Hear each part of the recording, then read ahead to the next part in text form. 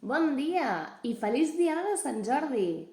Avui no podem sortir pels carrers a veure les paradetes de les flors i dels llibres, ni regalar roses, ni regalar llibres, però el que sí que podem regalar és una flor feta manualment amb paper. Aquest taller va més dirigit a edats tipus joves, joves, adults. Mireu, us ensenyaré a fer una flor en paper.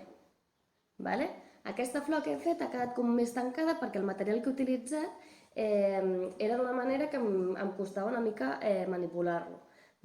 Perquè he utilitzat una bossa de paper, perquè tota la resta que tenia eren fulls blancs i em venia de gust donar una mica de color a la rosa. Llavors, material que necessitem? Necessitem un llapis, un regle, unes tisores, pega i un full blanc, un full de color.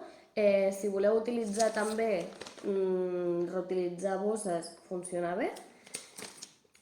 Llavors, el que necessitem fer és, en el full o en el material que hagueu escollit, heu de fer 4 formes com aquestes. Quan les tingueu, el que farem és retallar-les i amb el llapis anirem enrotllant els pètals, les fulles. Quedaran enrotllades tipus així. Ho hem de fer amb totes. És molt important aquest pas. Llavors, quan tinguem totes les fulles enrotllades, anirem de banda a banda tancant. Doncs si tinc aquesta ja enrotllada, per exemple, començarem aquesta i l'altra banda ho enrotllaré.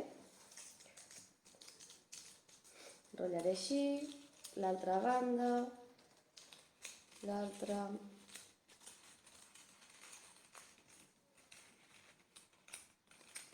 aconseguint una forma de rosa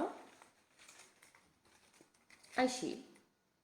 Llavors, aquesta primera queda així com una mica deslluïda perquè és la primera, però quan aneu retallant les altres 3 i les aneu enganxant al voltant de la primera, és quan quedarà i donarà forma a la rosa final. D'acord?